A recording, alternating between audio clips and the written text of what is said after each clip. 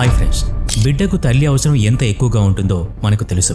కవులు రాశారని కాదు గాని నవమాసాలు మోసి కన్న బిడ్డని గుండెలకు హత్తుకొని మురిసిపోయి తల్లిని చూడండి. అమ్మ స్పర్శ తగలగానే గుక్కపెట్టి ఏడ్చే బిడ్డ కూడా కమ్మగా నవ్వుతూ అమ్మని ఖర్చు పెట్టుకుని నిర్భయంగా పడుకుంటాడు. ఆ బిడ్డ మోము చూడండి. ప్రకృతిలోని సజీవమైన అందం అంటే అదే. అమ్మ బిడ్డకి తన స్తన్యం ఇచ్చి పెంచుతుంది. బిడ్డ ఆల్నా పాల్నా అన్నీ ఆమెవే. గర్భంలోనూ బయటకొచ్చాక పెరిగి పెద్దయ్యే కొన్నేళ్ల దాకా కూడా తల్లిని అంటిపెట్టుకునే ఉంటారు పిల్లలు. వాళ్ళు ఏడ్చినా నవ్వినా తల్లికి అదొక భావోద్వేగమే. బిడ్డ పాదం కందినా ఏడుస్తుంది తల్లి. బిడ్డ నవ్వినా ఆనంద బాష్పాలు కారుస్తుంది తల్లి.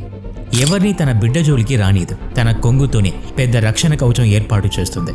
తన బాహువులతో పెద్ద గోడ కడుతుంది. 1000 కళ్లతో కాచుకుంటూ అన్నీ అమర్చి పెడుతూ కన్నా నీకన్నానా అంటూ బిడ్డని మహారాజులాగా చూసుకుంటుంది. లోకంలో చెడ్డ కొడుకులుంటారు గాని చెడ్డ తల్లులు ఉండరు అని ఆదిశంకరు చెప్పిన మాట అక్షర సత్యం. అమ్మకు తన పిల్లలు తప్ప వేరే లోకం ఉండదు. వాళ్ళు తన ఆనందాలకి అడ్డని అనుకోదు. బిడ్డల నోరు జారిన ఆమె ఆరాటమంతా పిల్లల బాగ్కోసమే. కన్నా అన్న పిలుపులో తల్లి మనసు తడిని గ్రహించండి. పసితనపు అమాయకత్వం పెద్దయ్యాక ప్రయోజకత్వం చూసి మురిసిపోవటమే తల్లికి తెలుసు. ఎప్పుడూ బిడ్డల ముచ్చట్లే తల్లి నోటిబిట్ట.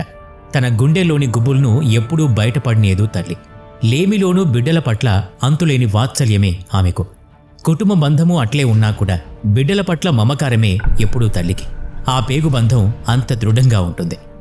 అడ్డాల నాడు బిడ్డలు కానీ గడ్డాల నాడు కాకపోయినా సరే తల్లి గుండె బిడ్డల క్షేమమే కోరుతుంది. మరి తల్లి గుండె రాతి గుండులాగా కూడా ఉంటుందా? ఈ వీడియోలో ఏముంది? వీడియోలోని తల్లి ప్రవర్తన ఎటువంటిది చూద్దానండి. ఇది రష్యాలో జరిగిన సంఘటన. యారోస్లేక్ పట్టణం. ఒక మహిళ తన 7 ఏళ్ల వయసున్న బిడ్డని తన ఇంట్లో ఒంటరిగా వదిలిపెట్టి వెళ్లిపోయింది. 10 ఏళ్ల తర్వాత తిరిగి తమ ఇంటికొచ్చింది. ఇంట్లోకి వెళ్లి చూసి నివ్వెరపోయింది. 7 ఏళ్ల బిడ్డని ఇంట్లో ఉంచి తాళం వేసి వెళ్లిపోయిన ఈ మహిళ ఇప్పుడు 10 ఏళ్లకి తిరిగొచ్చింది. అప్పుడు ఆమె వెళ్లిపోయాక అటుగా వెళ్తున్న ఒక అతను ఇంట్లోంచి బిడ్డ ఏడుపు విన్నాడు. ముందు అదో భ్రమ అనుకున్నాడు. తన పని మీద తాను వెళ్లిపోయాడు. 2-3 రోజుల తర్వాత కూడా అవే ఏడుపులు విన్నాడు. పోలీసులకు చెప్పాడు. లోపల దీపం వెలగటం లేదు. ఇంటికి తాళం వేసింది. లోపల నుంచి బిడ్డ ఏడుపు అని చెప్పాడు.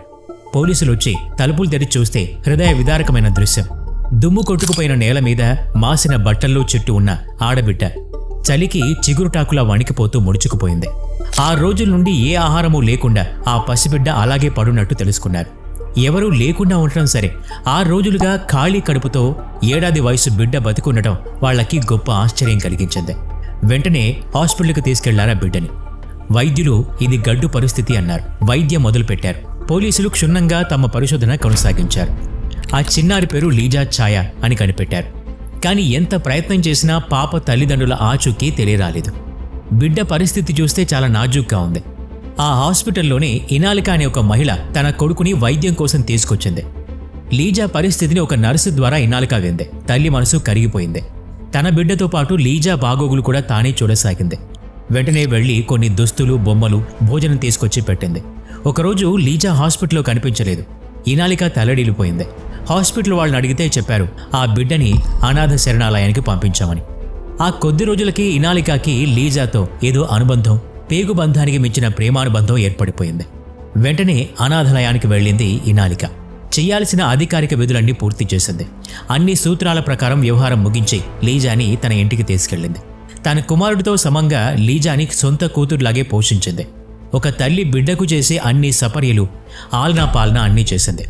కథ సుఖంగా నడుస్తోంది అనుకుంటున్నారా? లేదు. లీజాకు వయసు పెరుగుదలతో పాటు నడకలో ఇబ్బందులు ఏర్పడ్డాయి. వాటిని సరిదిద్దడం కోసం ఇనాలిక లీజాని డాన్స్ క్లాస్కి పంపించసాగింది. శరీరం సౌష్ఠవంగా అవయవాల తీరుతెన్నులు సాధారణ స్థితిలోకి వస్తాయని ఏర్పాటు చేసింది. ఇనాలిక కష్టం ఊరికే పోలేదు. ఆమె కృషి ఫలించింది. తల్లి మనసు కదా. బిడ్డ రక్షణ కోసం ఆమె తీసుకున్న సంకల్పం అంత గట్టిది. లీజా స్వయంగా నడవసాగింది. ఇది చక్కబడింది అనుకుంటే మరో సమస్య చుట్టుముట్టింది. పుట్టుకతోనే చామన ఛాయ వర్ణం లీజాది. రష్యా పాఠశాలల్లో తోటివారి నుండి చిన్నచూపు ఎదుర్కోవాల్సి వచ్చింది. తల్లి ఇనాలికకి ఈ సంగతి చెప్పింది. అప్పుడు ఇనాలిక మన మీద ఇతరుల అభిప్రాయాలకి అంత విలువ ఇవ్వనక్కర్లేదని చెప్పింది. ప్రతిదానికి పరిధులుంటాయి. ఎవరన్నా ఆ అవధి దాటి వస్తే వారి మాటలకు, చేష్టలకు ప్రాధాన్యత ఇవ్వనక్కర్లేదని చెప్పింది. చదువు మీద దృష్టి పెట్టడమే ఇందుకు సరైన పరిష్కారమని బోధ చేసింది. అర్థమయ్యేలాగా చెప్తే ఎవరికైనా బుర్రకెక్కుతుంది. ఎంత ఇబ్బందికరమైన విషయమైనా భావోద్వేగానికి అతీతంగా తీసుకోగలిగే నేర్పును అలవరుచుకోవడం జరుగుతుంది. జీవితంలో ముందుకు వెళ్లాలంటే ఇదే మంచి మార్గం. లీజాకి తల్లి చెప్పిన మాటలు అర్థమయ్యాయి. ఆ రోజు నుంచి స్కూల్లో వాళ్ల మాటలు పట్టించుకోవటం మానేసింది. పుస్తకాల్ని నేస్తాలుగా చేసుకుంది. చదువుని లక్ష్యంగా పెట్టుకుంది. ఎదగటాన్ని జీవిత గమనంగా మార్చుకుంది. ఇప్పుడు లీజా పెద్దదైంది. గొప్ప పేరున్న మోడల్ అయింది. ఎన్నో పోటీల్లో పాల్గొంది.